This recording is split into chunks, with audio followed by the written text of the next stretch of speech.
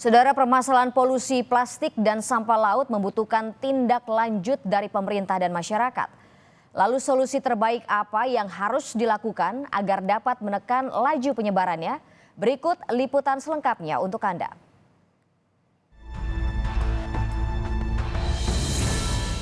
Besarnya jumlah polusi plastik menjadi sorotan global.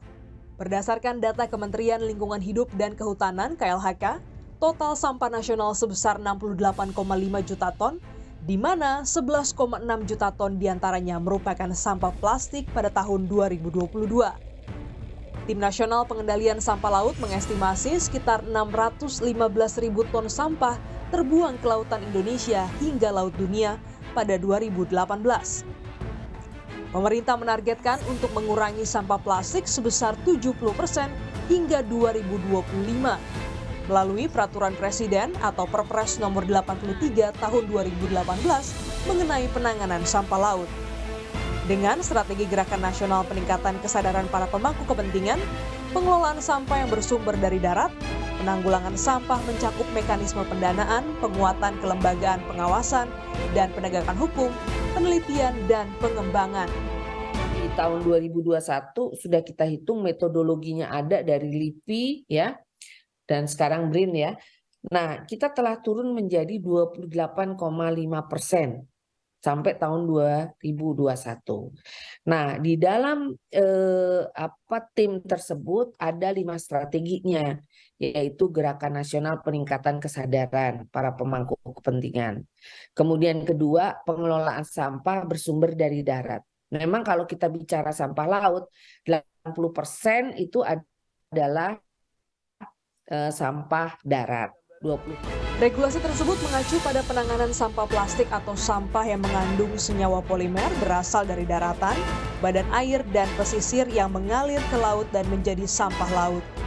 Menurut Sistem Informasi Pengelolaan Sampah Nasional Kementerian Lingkungan Hidup dan Kehutanan, mayoritas sampah Indonesia berupa sisa makanan sebesar 41,55%.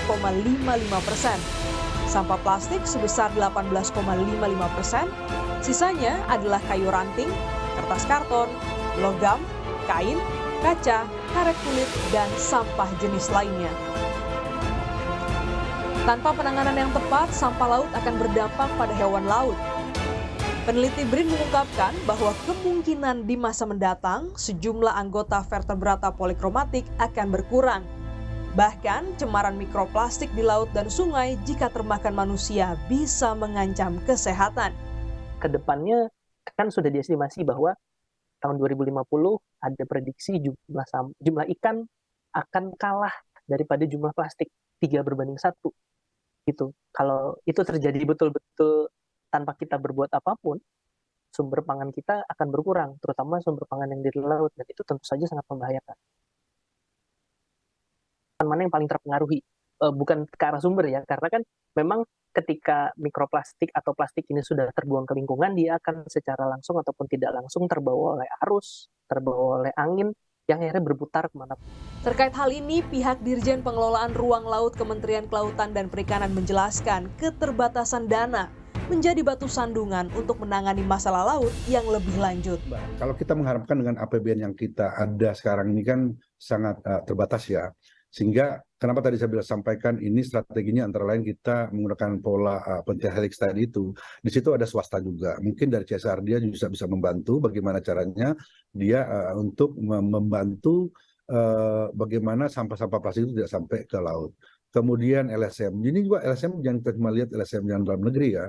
LSM dari luar negeri pun banyak yang betul-betul aware terhadap sampah plastik di laut ini sehingga. Senada dengan ini, Divers Clean Action atau DCA, LSM yang fokus pada sampah laut memaparkan mahalnya biaya pengangkutan sampah di pesisir menjadi tantangan penanganan sampah laut.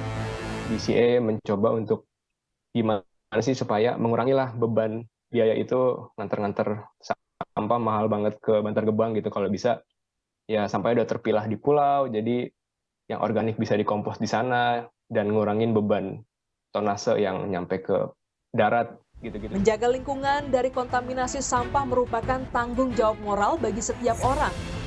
Hal ini sesuai dengan Undang-Undang Nomor 18 Tahun 2008 tentang pengelolaan sampah. Pemerintah pusat maupun daerah wajib memfasilitasi dan membangun kesadaran masyarakat. Pengamat sosial UI menilai perlu dibangun kesadaran yang tinggi pada masyarakat agar polusi plastik dapat ditanggulangi tanpa menunggu peran aktif dari pemerintah. Jadi memang butuh waktu bagi sebuah komunitas, bagi sebuah masyarakat, apalagi bangsa, untuk bisa menerapkan aksi-aksi kedisiplinan yang prosesnya harus dimulai dari struktur dari sistem. Baru kemudian akan terbentuklah kultur, gitu ya. Nah, struktur atau sistem itu berarti ada aturan main, bahwa misalnya orang denda kalau kemudian membuang sampah sembarangan, apapun itu termasuk. Indonesia negara maritim, lautnya kaya melimpah ruah. Plastik sesaki laut, hamparan laut pun berubah. Pahit nanti jala tak lagi menjaring ikan kala kapal singgah. Jangan saling tunjuk apalagi menunggu hingga parah. Semua harus berjuang ketimbang kena getah.